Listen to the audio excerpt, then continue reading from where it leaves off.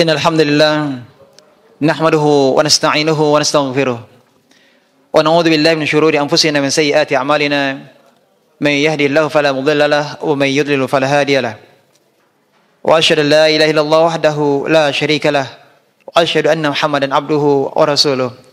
Allahumma shalli wa sallim ala nabiyyina Muhammad wa ala alihi wa ashabihi wa man tabi'ahum bi ihsan ila yaumiddin. Amma ba'd.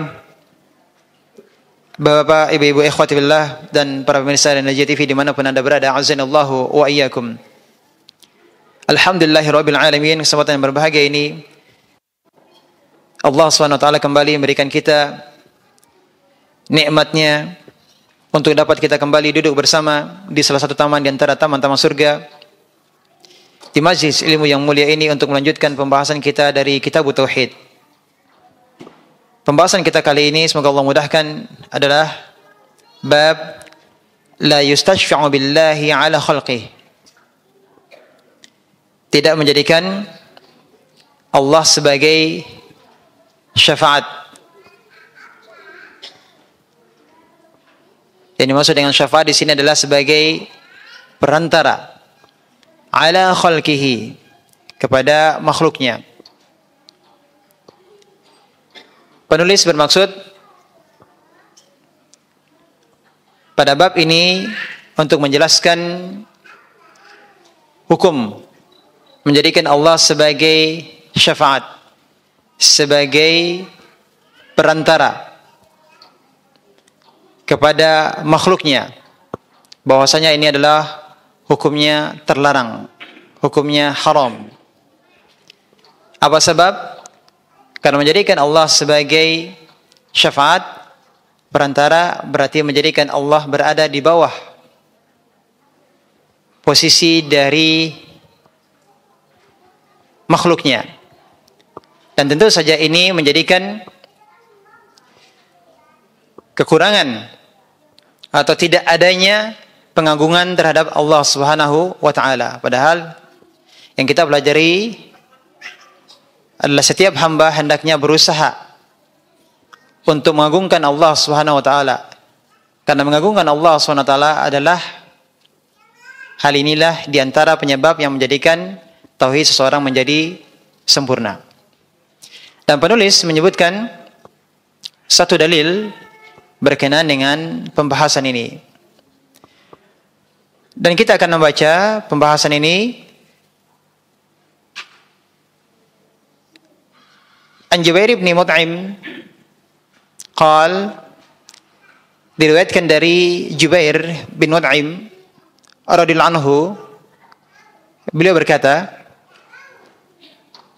jaa a'rabiyyun ila Nabi sallallahu alaihi wasallam. Ada seorang A'rabi. Apa yang dimaksud dengan A'rabi? Orang Arab Badui. Badui artinya orang yang tinggal di pedalaman, orang pedalaman. Itu dimaksud dengan A'rabi. Dia datang kepada Nabi sallallahu alaihi wasallam, faqal, dia berkata kepada Rasulullah sallallahu, ya Rasulullah, wahai Rasulullah, nuhikat al-anfus. Jiwa-jiwa telah menjadi lemah. Badan-badan telah menjadi lemah. Lemahnya badan disebabkan karena jiwa yang lemah. Apa yang terjadi? Yang terjadi adalah kemarau, kekeringan, kurangnya makanan dan minuman. Waja'al ayal, dan keluarga telah kelaparan. Anak istri telah merasakan rasa lapar yang sangat. Wa halakatil amwal, harta-harta telah binasa. yakni ternak-ternak telah mati disebabkan karena tidak adanya tumbuhan, tidak adanya air.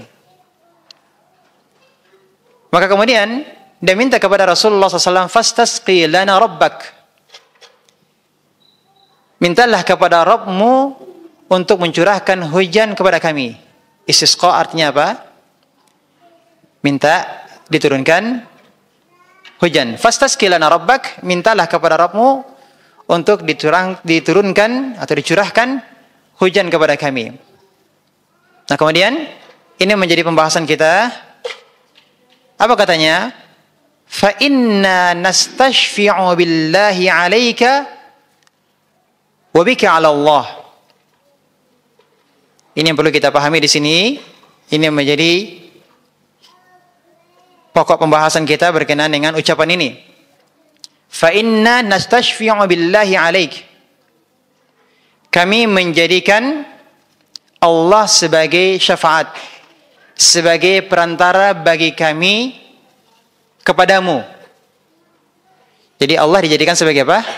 Syafaat, sebagai perantara kepada Nabi sallallahu alaihi wasallam. Jadi Allah yang dijadikan sebagai wasilah, sebagai perantara, sebagai pemberi syafaat.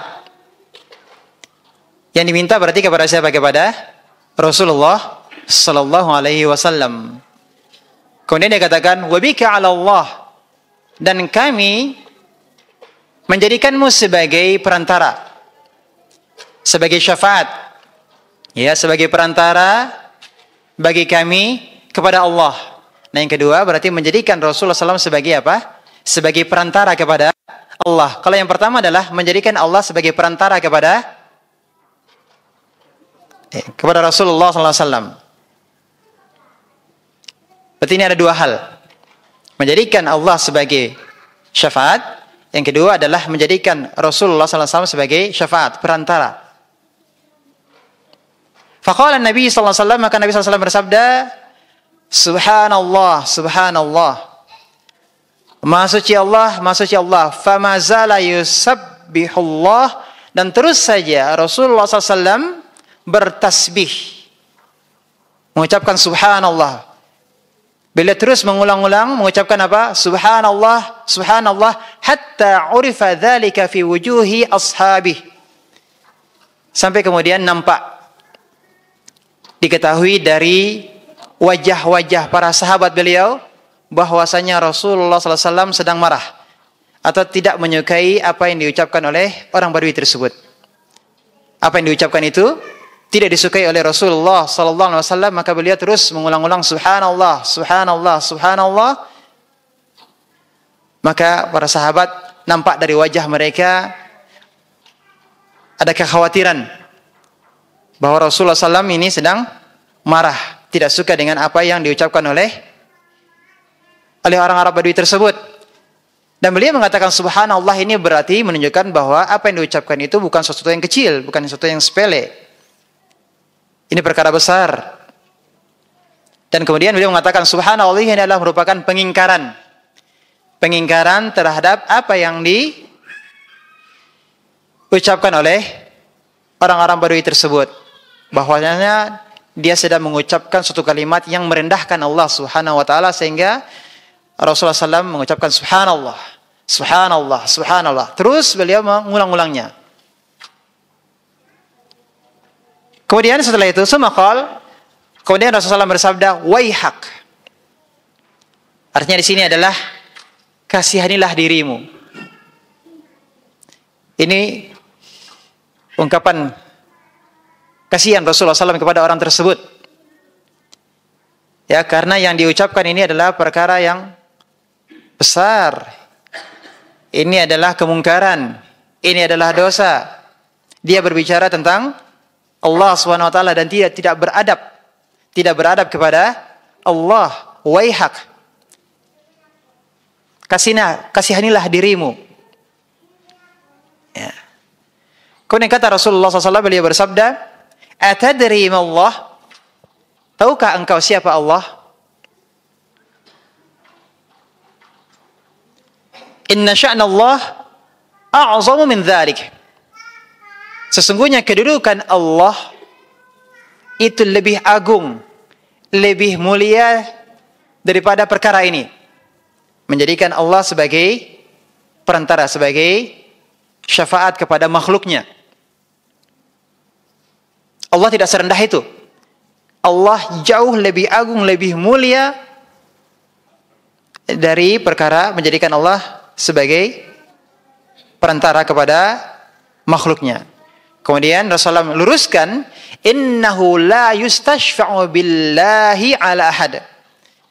Bahwasanya Allah tidak dijadikan sebagai syafaat perantara kepada siapapun, termasuk kepada Nabi sallallahu alaihi wasallam. Wa dzakarul hadis, dan kemudian hadis tersebut disebutkan kelanjutannya. Wa rawahu Abu Dawud, dan hadis ini diriwayatkan oleh Abu Dawud. Ikhwati billah rahimakumullah.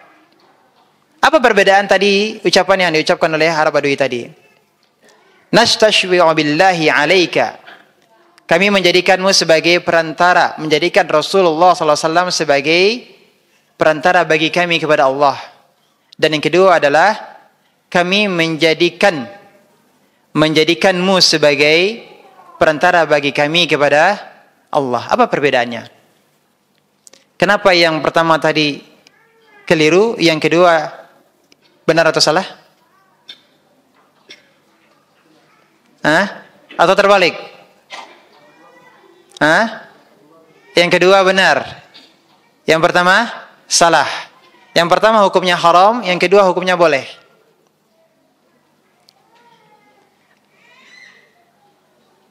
Apa letak perbedaannya? Nah, kita di sini memahami terlebih dahulu berkaitan dengan syafaat. Apa yang dimaksud dengan syafaat? Syafaat itu berarti minta pertolongan, menjadikan seseorang sebagai penolong, minta seseorang agar dia menjadi perantara kepada orang lain untuk maksud tertentu. Apakah itu meminta manfaat dari orang tersebut ataukah menolak mara bahaya darinya? Itu yang maksud dengan memberi atau meminta syafaat. Contoh, ada seseorang yang ingin masuk suatu perguruan tinggi. Kemudian dia datang kepada seorang dosen atau seorang tokoh. Dia minta kepada dosen tersebut atau tokoh tersebut agar mau memberikan kepadanya rekomendasi agar pihak kampus perguruan tinggi mau menerimanya sebagai mahasiswa di perguruan tinggi tersebut. Berarti ini namanya adalah apa? Minta syafaat, minta perantara dosen tersebut atau tokoh tersebut sebagai perantara untuknya kepada perguruan tinggi tersebut. Apa yang diminta? Supaya bisa diterima menjadi mahasiswa. Maka dosen ini atau tokoh ini adalah orang yang memberi syafaat. Orang yang memberi syafaat. Dia menjadi wasilah, perantara. Dialah yang memberikan rekomendasi, menolong. Kita menolong seseorang, baik itu dengan harta kita, dengan ide pemikiran kita, dengan tenaga kita, atau dengan posisi kedudukan kita. Nah, posisi atau kedudukan inilah yang disebut dengan syafaat. Ya, kita menolong seseorang dengan posisi kita. Ya, contoh tadi sebagai seorang dosen, sebagai seorang tokoh. Ya, dia memiliki posisi yang dengannya bisa menjadi pemberi rekomendasi, memberikan rekomendasi. Tapi perkara diterima atau tidak, ini bukan wewenang dosen tadi, bukan wewenang tokoh tadi, ya, tokoh masyarakat tadi.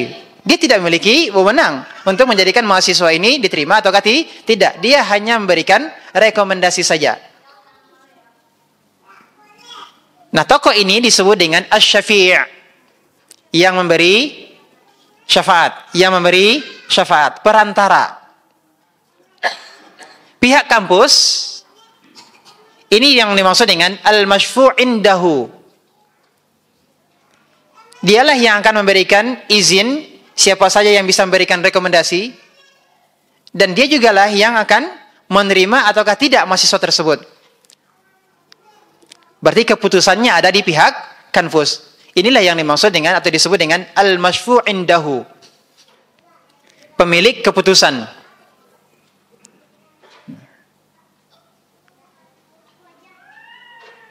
Ya. Dan calon mahasiswa inilah yang disebut dengan al-masyfu' lahu. Diberikan syafaat untuknya. Orang yang diberikan syafaat untuknya, dialah yang diberikan rekomendasi. Al-masyfu' lahu. Apa yang diminta? Agar diterima sebagai mahasiswa. Inilah yang dimaksud dengan al-masyfu'u fih. Al-masyfu' fih. Perkara yang diminta. Kembali kepada hadis, orang Arab Badui ini datang kepada Nabi sallallahu alaihi wasallam. Dia minta kepada Nabi sallallahu alaihi wasallam syafaat. Tapi yang pertama, kita masuk pada ucapannya, nastashfi' billahi alaika. Artinya, kami menjadikan Allah sebagai perantara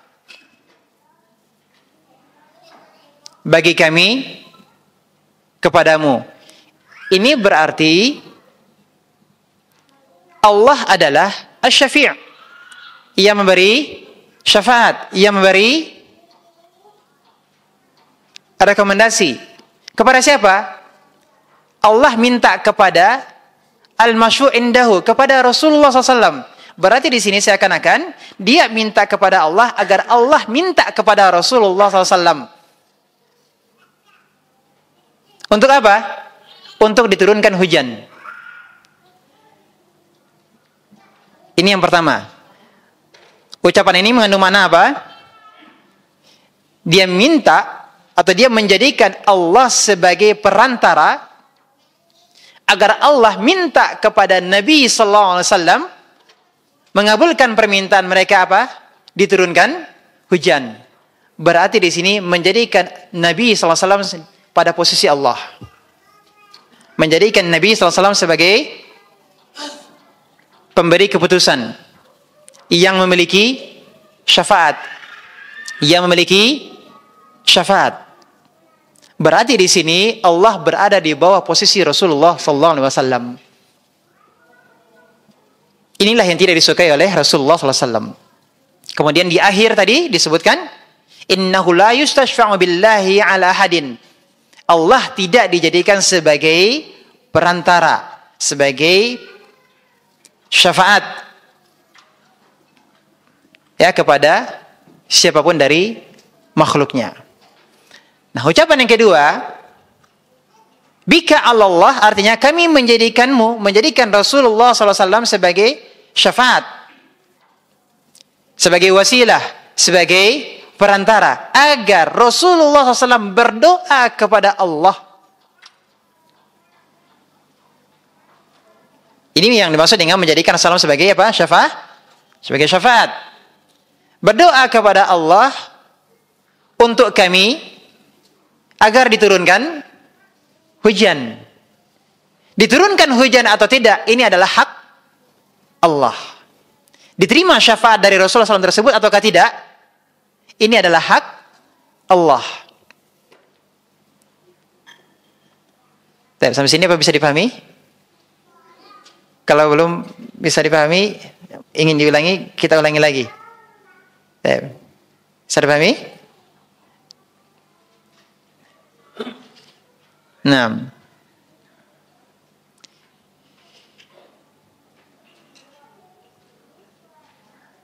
ini yang tidak boleh adalah yang mana? Menjadikan Rasulullah SAW sebagai menjadikan Allah sebagai apa? Perantara kepada Rasulullah SAW. Nah, ini namanya orang Arab Badui, orang pedalaman ini kurang banyak mengetahui tentang syariat, sehingga bisa jadi apa yang diucapkannya tersebut adalah perkara yang keliru, sehingga ini diluruskan oleh Rasulullah Sallallahu Alaihi Wasallam. Tidak dibiarkan oleh Rasulullah SAW, langsung diluruskan. Ini masalah akidah, langsung diperbaiki oleh Rasulullah SAW. Bukan perkara yang ringan, bukan perkara yang sepele. Ini dosa besar. Nah, Taib. Walaupun itu adalah ucapan. Nah, sampai sini bisa dipahami? Mudah-mudahan bisa dipahami. Nah, kembali bahwa menjadikan Allah sebagai perantara kepada makhluknya ini tidak boleh. Akan tetapi menjadikan Rasulullah SAW sebagai perantara agar beliau berdoa kepada Allah ini diperbolehkan. Kenapa? Karena Rasulullah SAW ketika itu masih hidup. Artinya di sini adalah minta doa kepada orang soleh, minta doa kepada Nabi, minta doa kepada orang soleh yang hidup, agar dia berdoa, minta kepada Allah. Berarti ini adalah minta syafaatnya agar dia menjadi perantara, agar mau mendoakan, memintakan permohonan agar diturunkan hujan. Nah, perkara ini diperbolehkan atau tidak? Boleh. Dan Nabi SAW bersabda, "Ishfa'u tu'jaru." Berikanlah syafaat dan kalian akan mendapatkan pahala. Memberikan syafaat artinya apa? Memberikan rekomendasi kepada orang yang memang berhak untuk direkomendasikan. Tentu kepada hal-hal yang baik, hal-hal yang benar, bukan kepada perkara yang buruk.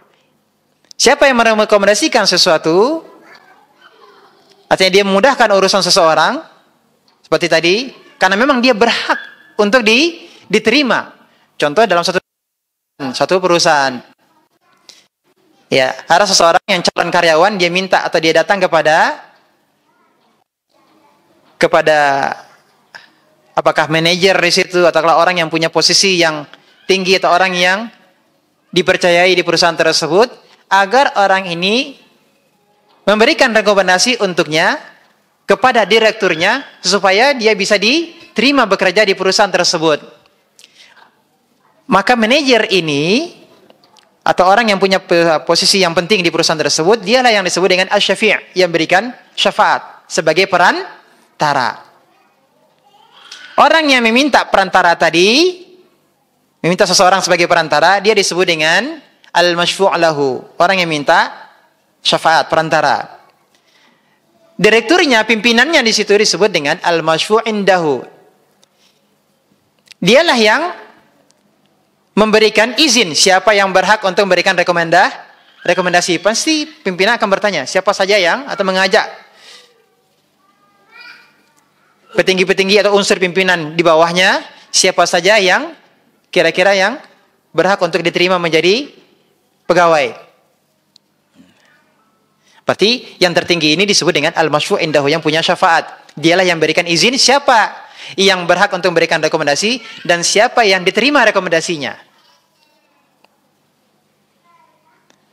Taib. Nah, akan tetapi kalau ini perkara dunia, di sini adalah perkara sesuatu yang bertentangan dengan syariat, maka memberikan syafaat dalam hal ini berdosa atau tidak? Nah, kita berikan contoh. Ada orang yang melakukan suatu maksiat, pelanggaran hukum. Kemudian agar dia bebas dari hukum, dia datang kepada seseorang yang punya pengaruh, tokoh masyarakat. Apakah dia seorang pemerintah? Dia datang kepada orang tersebut, minta rekomendasinya agar dia dibebaskan dari hukuman. Padahal jelas-jelas dia bersalah. Dia datang kepada si A agar dia memberikan rekomendasi kepada hakim agar orang ini jangan dijatuhi hukuman. Ya. Apakah rekomendasi, apakah itu memo? Yang jelas orang ini menjadi pemberi syafaat. Maka orang yang menjadi perantara ini agar dia bebas dari jeratan hukum, padahal jelas-jelas memang dia berhak untuk mendapatkan hukuman. Ini benarkan atau tidak? Tidak. Ini tidak dibenarkan, tidak boleh. Silakan nanti lihat di surat An-Nisa ayat 85, Allah SWT berfirman, "May yashfa' syafa'atan hasanatan yakul lahu nasibun fiha wa may yashfa' syafa'atan sayyi'atan yakul lahu kiflum minha. Siapa yang berikan syafaat yang baik, maka dia akan mendapatkan bagian darinya, artinya mendapatkan pahala. Wa may yashfa' syafa'atan sayyi'ah, dia berikan syafaat yang buruk, yakul lahu kiflum minha, maka dia akan mendapatkan beban, dia akan menanggung dosa dari sebab syafaat tadi. Jadi seseorang yang memberikan rekomendasi untuk suatu kebaikan sesuai dengan syariat, maka dia akan mendapatkan pahala. Contoh, ada seseorang yang butuh bantuan. Ya, mungkin bantuan tidak mudah datang kepada orang yang miskin ini. Kemudian dia karena dia punya posisi yang diperhitungkan, maka kemudian dia memberikan rekomendasi kepada pemerintah agar orang ini dibantu. Maka kemudian pemerintah membantunya. Atau seorang donatur membantunya. Orang yang kaya membantunya. Berarti dia menjadi perantara bagi orang miskin ini. Dia berpahala? Berpahala. Kenapa? Dialah yang memberikan syafaat, dialah yang memberikan rekomendasi untuk orang miskin ini agar dibantu. Kemudian dia dibantu. Maka dalam hal ini dia mendapatkan pahala sebab sebagai perantara kebaikan sampai kepada orang itu. Akan tetapi kalau dia menjadi perantara untuk suatu keburukan, maka dia pun juga menanggung dosa terjadinya suatu keburukan. Ya. Tapi ikhwati fillah rahimakumullah, sampai sini bisa dipahami di mana permasalahan tadi terkait dengan menjadikan Allah sebagai syafaat? Bisa dipahami? Nah.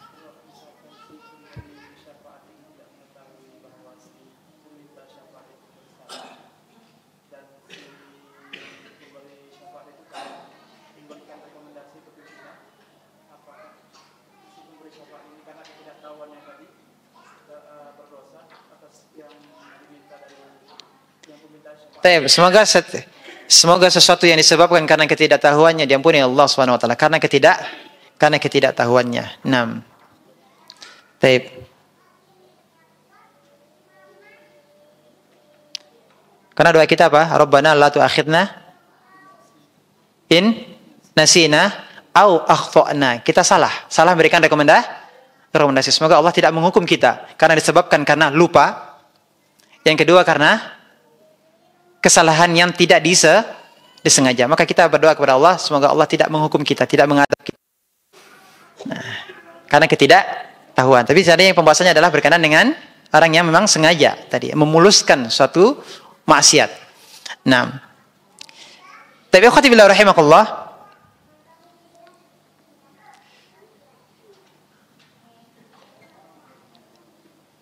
hadis ini semakna dengan hadis yang lainnya, hadis yang sahih. Adapun hadis yang kita bacakan ini diperselisihkan oleh para ulama, apakah hadisnya dhaif ataukah hadisnya hasan. Hadis yang menjadi dalil kita di kesempatan ini diperselisihkan oleh ulama, apakah hadisnya sahih. Ada hadis yang lain yang diriwayatkan oleh sahabat yang mulia Anas bin Malik yang semakna dengan hadis ini. Suatu ketika Rasulullah SAW berkhutbah, kemudian orang Arab Badui juga datang kepada Rasulullah SAW. Rasulullah SAW sedang khutbah. Dia datang dan langsung menyela khutbah Rasulullah SAW. Dia katakan, halakatil amwal. Ya Rasulullah, halakatil amwal. Harta-harta sudah binasa. Ya. Hewan-hewan ternak sudah mati. Telah terputus. Artinya susah kami untuk makan dan minum. Kering. Tanah tidak lagi subur. Musim kemarau. Fad'allaha yughithna. Berdoalah kepada Allah agar Allah turunkan hujan. Berarti di sini menjadikan Rasulullah SAW sebagai syafaat. Perantara agar beliau berdoa kepada Allah untuk menurunkan hujan. Ini boleh? Boleh. Menjadikan Rasulullah SAW sebagai syafaris atau perantara ini adalah dengan cara apa? Beliau berdoa kepada Allah. Nah, ini diperbolehkan. Maka kemudian Rasulullah SAW mengangkat kedua tangannya dan berdoa kepada Allah. Allahumma agithna, Allahumma agithna, Allahumma agithna. Kemudian apa kata Anas bin Malik? Sebelumnya kami tidak melihat adanya awan. Apakah awan tebal yang mengandung hujan ataukah awan yang tipis? Kami tidak melihat sebelumnya. Kemudian setelah itu tiba-tiba datang dari balik bukit awan. Sebelumnya tidak ada awan. Ya, di antara kami ini tidak ada awan. Ya. Di bukit, di rumah-rumah atau di suatu bangunan tidak ada nampak awan. Kemudian tiba-tiba datang awan. Dan awan ini kemudian membumbung tinggi ke tengah langit. Setelah itu awannya menyebar, turun hujan.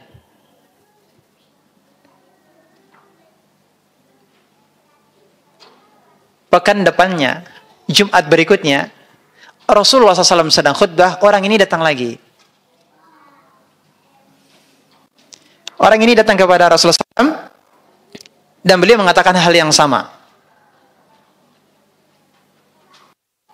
Dia katakan, katil amwal. Harta-harta telah binasa. Wan qatil amwal. Katil asul, jalan-jalan telah putus. Apa sebabnya? Karena hujan turun terus-menerus. Ya. Turun terus-menerus. Sehingga kemudian menjadikan hujan ini menjadikan apa? Harta-harta kami hancur, binasa. Maka kemudian dia minta agar Rasulullah SAW berdoa. Fad'allaha yumsikha 'anna. Berdoalah kepada Allah, Allah menahan hujan tersebut dari kami. Kalau pekan sebelumnya minta diturunkan hujan, ternyata hujannya deras terus-menerus. Sekarang minta agar hujannya dihentikan. Maka kemudian Rasulullah SAW berdoa, Allahumma hawalaina wala alaina. Ya Allah, turunkanlah hujan di sekitar kami. Tidak di daerah atau tempat kami ini.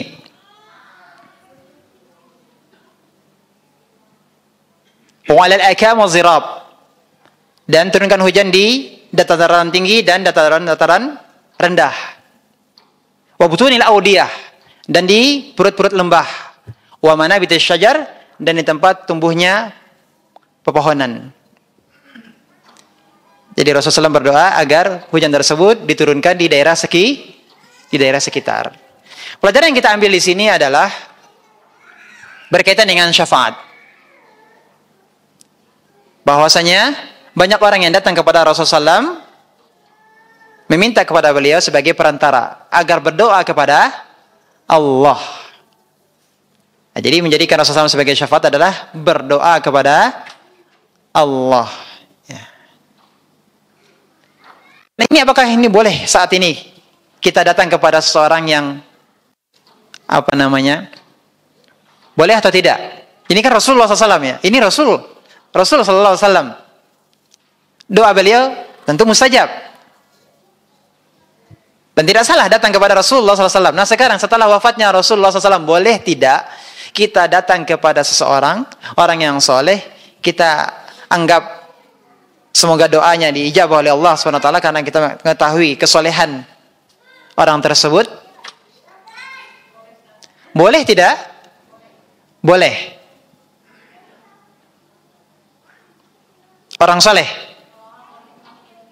soleh yang masih orang soleh yang hidup, supaya apa? Bisa berdoa. Tapi kalau orang soleh yang sudah meninggal, bisakah dia berdoa? Bisakah mayit berdoa kepada Allah? Tidak. Kenapa? Karena mayit butuh doa. Mayit butuh doa. Buktinya apa? Apa buktinya mayit butuh doa? Seorang yang meninggal dunia, setelah dimandikan dan dikafani, kemudian disolatkan. Salat itu adalah doa. Dia didoakan. Kemudian setelah dikuburkan pun juga dia didoakan.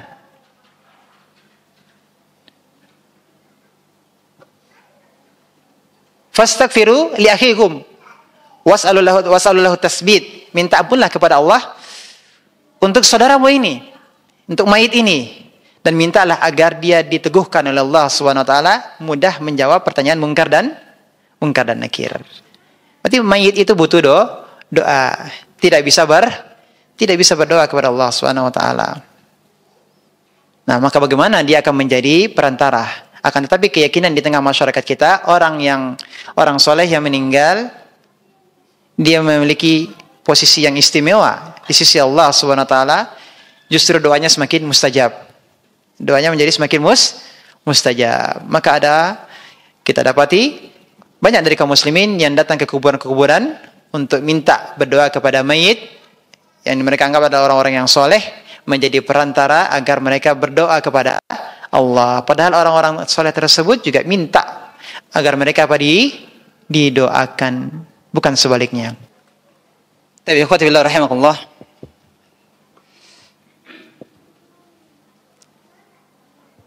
tadi telah kita sebutkan bahwa yang dimaksud dengan meminta syafaat berarti di sini adalah meminta pada orang tersebut agar dia mendoakan.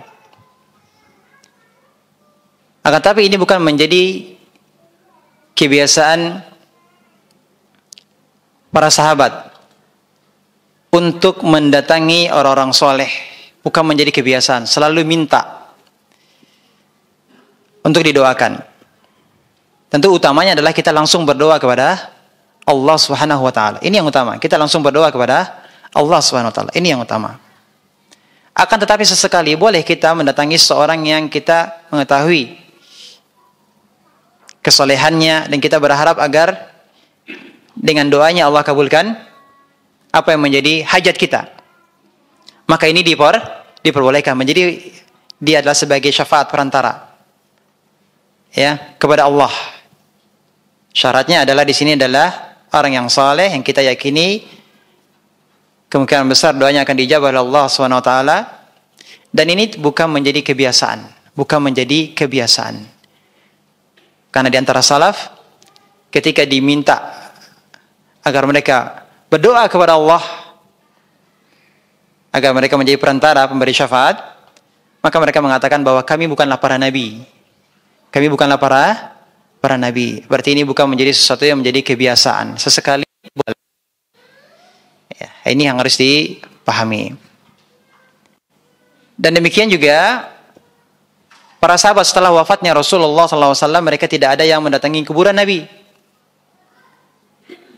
Karena tentu kalau seandainya ini ada keutamaan meminta kepada mayit, tentu Rasulullah SAW lebih utama untuk didatangi kuburannya dan diminta agar beliau menjadi perantara kepada Allah setelah wafatnya. Akan tetapi ternyata tidak ada seorang pun dari sahabat yang mendatangi kuburan Rasulullah SAW untuk meminta kepada beliau menjadi perantara. Padahal permasalahan setelah wafatnya Rasulullah SAW banyak sekali. Di antaranya adalah permasalahan orang-orang yang murtad. Iya. Banyak terjadi peperangan, terjadi juga musibah-musibah, kekeringan. Tapi tidak seorang pun yang datang kepada kuburan Rasulullah SAW sebagai perantara berdoa kepada Allah Subhanahu wa taala. Tidak Abu Bakar radhiyallahu anhu, tidak juga Umar bin Khattab radhiyallahu anhu. Nah, buktinya lagi adalah Umar bin Khattab radhiyallahu anhu ketika terjadi kemarau, apa yang dilakukan oleh Umar bin Khattab? Mendatangi paman Nabi sallallahu alaihi wasallam Al-Abbas. Mendatangi paman Nabi sallallahu alaihi wasallam Al-Abbas. Untuk apa? Agar Al-Abbas berdoa kepada Allah agar diturunkan hujan. Ya, Umar bin Khattab mengatakan, Allahumma inna kunna nas'aluka binabiyika fataskina. Ya Allah, dahulu kami mendatangi Rasulullah SAW kepada Nabi kami Rasulullah SAW agar beliau berdoa supaya diturunkan hujan. Maka kemudian engkau menurunkan hujan. Inna nas'aluka bi'ammi nabiyika faskina. Nah sekarang kami datang bertawasul dengan paman nabimu, maka turunkanlah kami hujan. Karena Al-Abbas hidup, berdoa minta kepada Allah Subhanahu wa taala. Dahulu kata Umar bin Khattab, kami mendatangi Rasulullah SAW agar beliau berdoa untuk diturunkan hujan. Kemudian engkau turunkan hujan. Nah sekarang kami datang kepada paman nabimu, yakni Al-Abbas, agar beliau berdoa supaya diturunkan hujan. Faskina, maka turunkanlah hujan kepada kami. Jadi Umar bin Khattab bertawasul dengan siapa? Bertawasul dengan paman Nabi SAW yang hidup. Tidak bertawasul dengan Rasulullah SAW. Kalau bertawasul dengan Rasulullah SAW wafat, maka tentu Umar tidak akan meninggalkan kuburan Nabi. Umar tidak akan meninggalkan kuburan Nabi. Dan bukti yang lainnya juga adalah berkenaan dengan Umar bin Khattab. Minta kepada Uwais Al-Qarni. Siapa Uwais Al-Qarni? Rahimahullah ta'ala. Inna khairat tabi'in yuqalu Uwais. Sebaik-baik tabi'in adalah Uwais. Yaitu Uwais Al-Qarni. Tabi'in. Walahu walidah. Dia memiliki seorang ibu. Wa kana bihi bayad. Dan di badannya itu ada warna putih, kulit berwarna putih seukuran dirham. Jadi dia mengidap satu penyakit, ini penyakit apa namanya, kurangnya pigmen pada kulit, ya, sehingga kulitnya itu menjadi kulit yang putih, ya, warnanya putih. Jadi apa namanya, mengurang ya pudar warna kulitnya tadi, ya. Ada kerusakan pigmen atau kurangnya pigmen sehingga apa namanya kulit itu menjadi warna putih. Kemudian dia berdoa kepada Allah agar dia disembuhkan dari penyakit tersebut, sehingga kemudian dia sembuh. Akan tetapi dia minta kepada Allah disembuhkan tidak keseluruhan, agar ditinggalkan sedikit, ya, apa namanya, seukuran dirham, ya. Jadi dia apa namanya, tertimpa penyakit, bahasa kita mungkin bisa kita katakan penyakit sopak, ya. Ya, kemudian dia berdoa kepada Allah agar disembuhkan dan ditinggalkan seukuran dirham, untuk supaya apa? Supaya dia terus ingat bahwa dia pernah mengalami penyakit ini. Dengan dia mengingat apa namanya, yang masih ada bekas atau sisa dari penyakitnya tersebut, dia akan terus mengingat, bersyukur kepada Allah Subhanahu wa taala bahwa Allah telah menyembuhkan sebagian besar dari penyakitnya tersebut. Doanya mustajab. Doanya mustajab.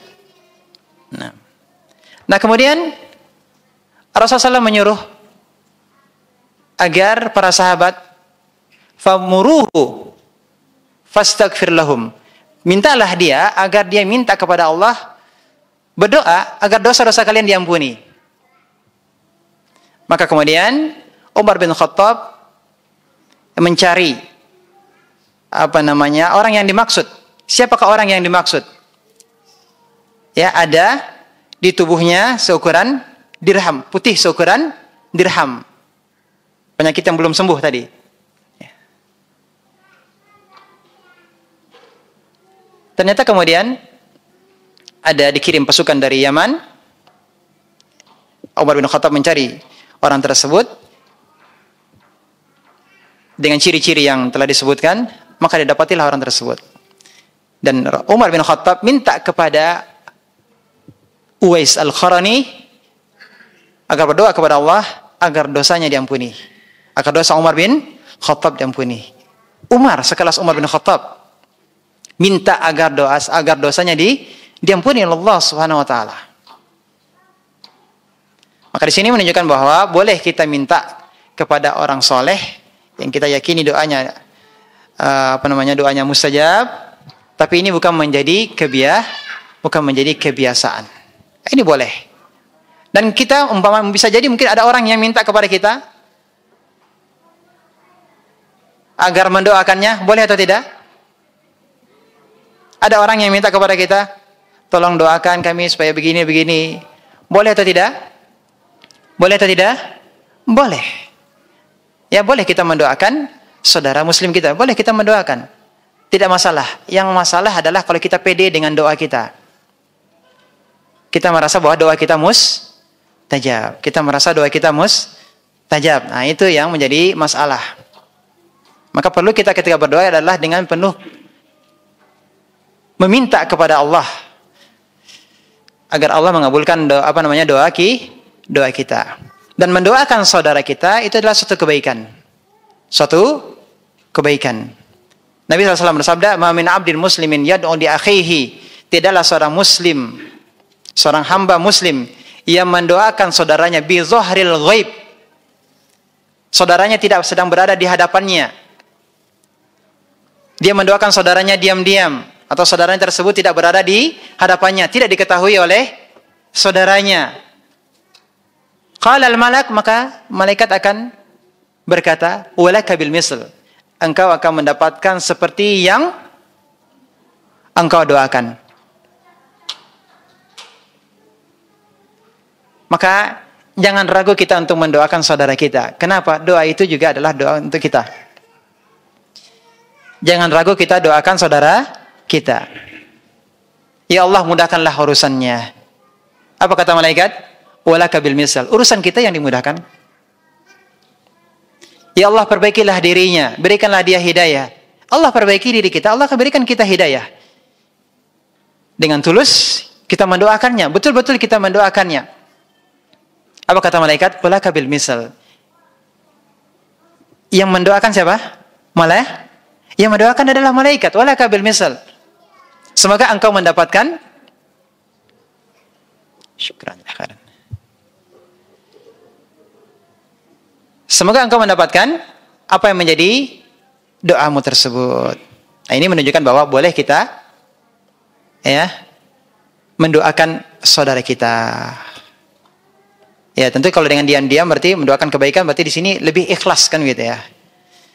Kalau kita mendoakan seseorang di hadapannya bisa jadi ada udang di balik bawang. Ya. Masih nampak ya? Baik.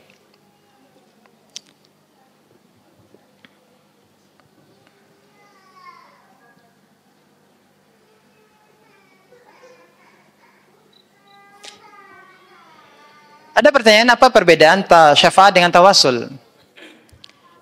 Syafaat adalah kita sebutkan bahwa syafaat berarti kita menjadikan seseorang sebagai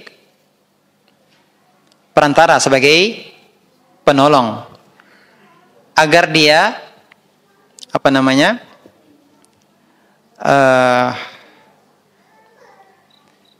menjadi sebab kepada orang lain supaya orang lain tersebut memberikan apa yang menjadi keinginan dari orang yang minta syafaat tersebut. Berarti dia juga menjadi wasilah sebagai perantara. Berarti dia juga menjadi apa? Wasilah sebagai perantara. Nah. Akan tetapi tawasul ini ada tawasul yang dengan cara menjadi syafaat. Minta syafaat kepada orang yang hidup. Ada tawasul yang lain dengan apa? Dengan amal soleh. Dengan amal soleh. Ya. Artinya kita berdoa dengan amal soleh yang terbaik yang kita yakini itu adalah amal soleh yang terbaik kita. Tawasul dengan amal soleh. Seperti 3 orang yang terperangkap di dalam gua. Masing-masing berdoa dengan amal soleh yang terbaik yang mereka miliki. Tawasul yang lain adalah dengan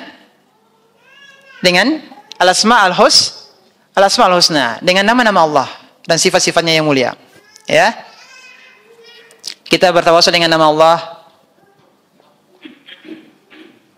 Apa contohnya? Ar-Rahman. Kita berdoa dengan bertawasul Ar-Rahman, irham. Ya Rahman, irhamna. Ya Ghaffar, ighfir lana. Ya. Bisa dipahami? Nah, ini apa namanya? Jenis ini satu macam-macam dari tawasul. Nah, di antara tawasul tersebut adalah dengan apa? Minta syafaat. Nah, minta syafaat itu caranya adalah dengan apa? Minta agar didoakan. Jadi minta syafaat ini maksudnya adalah apa? Minta didoakan. Nah, ini bisa dipahami ya. Yang dimaksud dengan syafaat dan tawasul. Dan terakhir kita bacakan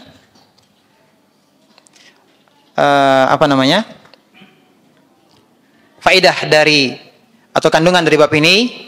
Yang pertama, Rasulullah SAW menolak dan tidak membenarkan orang yang mengatakan kami minta Allah sebagai perantara kepadamu.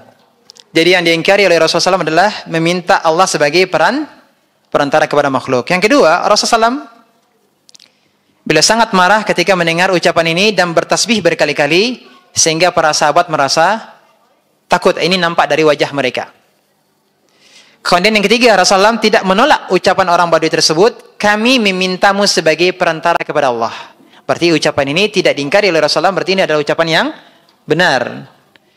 Yang keempat adalah tafsiran subhanallah. Apa artinya subhanallah? Maha suci Allah dari segala hal yang tidak layak dengan keagungan dan kebesarannya. Yang kelima bahwa kaum muslimin meminta perantaraan Rasulullah SAW kapan? Ketika masa hidupnya. Untuk memohon kepada Allah, untuk berdoa kepada Allah siraman hujan. Ini terjadi ketika Rasulullah SAW hidup. Adapun setelah wafatnya, tidak ada dari sahabat yang datang kepada Rasulullah SAW ke kuburan beliau untuk minta didoakan. Tapi mudah-mudahan bisa dipahami. Mudah-mudahan bermanfaat apa yang kita pelajari di kesempatan ini. Dan semoga Allah SWT terus memberikan kita semangat untuk menuntut ilmu. Allah mudahkan bagi kita, diberikan kesempatan, jalan-jalan kebaikan untuk terus menambah ilmu kita, mendekatkan diri kita kepada Allah SWT, dan semoga Allah SWT mengampuni dosa-dosa kita, mengampuni dosa kedua orang tua kita, apabila mereka telah wafat, semoga Allah lapangkan kubur mereka, semoga Allah mengampuni dosa guru-guru kita, dosa orang-orang yang telah berbuat baik kepada kita, Allah mudahkan segala urusan kita, Allah sembuhkan saudara-saudara kita yang sakit, dan Allah jadikan usia kita adalah usia yang berkah. Allah jadikan kita husnul khatimah, dan semoga Allah kumpulkan kita semuanya bersama keturunan kita kaum muslimin bersama dengan kekasih kita yang tercinta Rasulullah sallallahu alaihi wasallam di surga firdausnya kelak. Wassallallahu Nabi Muhammadin wa ala alihi wasallam. Subhanakallahumma bihamdika asyhadu an la ilaha illa anta astaghfiruka wa atubu ilaik. Wassalamu alaikum warahmatullahi wabarakatuh.